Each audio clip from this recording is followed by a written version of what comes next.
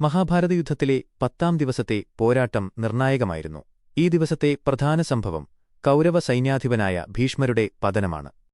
മഹാഭാരതത്തിലെ ഏറ്റവും ശക്തനായ യോദ്ധാക്കളിൽ ഒരാളായിരുന്ന ഭീഷ്മർ യുദ്ധക്കളത്തിൽ വീഴുന്നതോടെയാണ് ഈ ദിവസത്തെ പോരാട്ടം അവസാനിക്കുന്നത്. 10-ാം ദിവസത്തെ യുദ്ധം. 10-ാം ദിവസം കൗരവസൈന്യം ഭീഷ്മരുടെ നേതൃത്വത്തിൽ അതിശക്തമായി മുന്നേറി. ഭീഷ്മരുടെ മുന്നേറ്റം തടയാൻ പാണ്ഡവസൈന്യത്തിനു കഴിഞ്ഞില്ല. അർജുനൻ നേരിട്ട് ഏറ്റുമുട്ടിയിട്ടും ഭീഷ്മരെ പരാജയപ്പെടുത്താൻ സാധിച്ചില്ല. ഭീഷ്മർ അർജുനനോട് നേരിട്ട് യുദ്ധം ചെയ്യാൻ മടികാണിച്ചതും തന്റെ പ്രിയപ്പെട്ട ശിഷ്യനായ അർജുനനെ വേദനിപ്പിക്കാൻ ആഗ്രഹിക്കാത്തതും ഇതിനൊരു കാരണമായി പറയുന്നു. എന്നാൽ അർജുനന്റെ രഥം തകർത്തുകൊണ്ട് ഭീഷ്മർ യുദ്ധം കടുപ്പിച്ചു. പാണ്ഡവസൈന്യം പരിഭ്രാന്തരായി പിന്തിരിയാൻ തുടങ്ങി. ഭീഷ്മരെ നേരിടാൻ മറ്റു വഴികളില്ലെന്ന് മനസ്സിലാക്കിയ കൃഷ്ണൻ ഭീഷ്മരെ തോൽപ്പിക്കാനുള്ള വഴി അർജുനന് ഉപദേശിച്ചു. ഭീഷ്മർ സ്ത്രീകളോടോ മുൻപ് സ്ത്രീയായിരുന്നവരോടോ യുദ്ധം ചെയ്യില്ല എന്ന സത്യം കൃഷ്ണൻ അർജുനനെ ഓർമ്മിപ്പിച്ചു.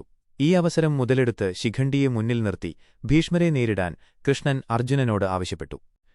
ഭീഷ്മരുടെ പതനം. മുൻജന്മത്തിൽ അംബ എന്ന രാജകുമാരിയായിരുന്ന ശിഖണ്ഡിയോട് ഭീഷ്മർക്ക് വൈരാഗ്യമുണ്ടായിരുന്നു.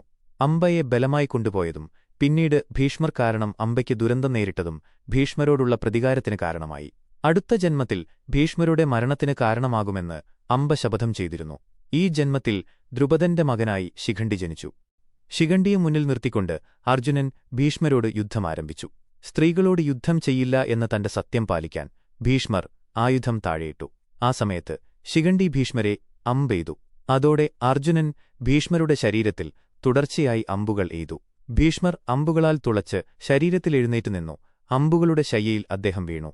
ഭീഷ്മർ യുദ്ധക്കളത്തിൽ വീണതോടെ കൗരവസൈന്യം പരിഭ്രാന്തരായി. ഭീഷ്മർ വീണതോടെ കൗരവർ യുദ്ധം നിർത്തി. ഭീഷ്മർ മരിച്ചില്ല.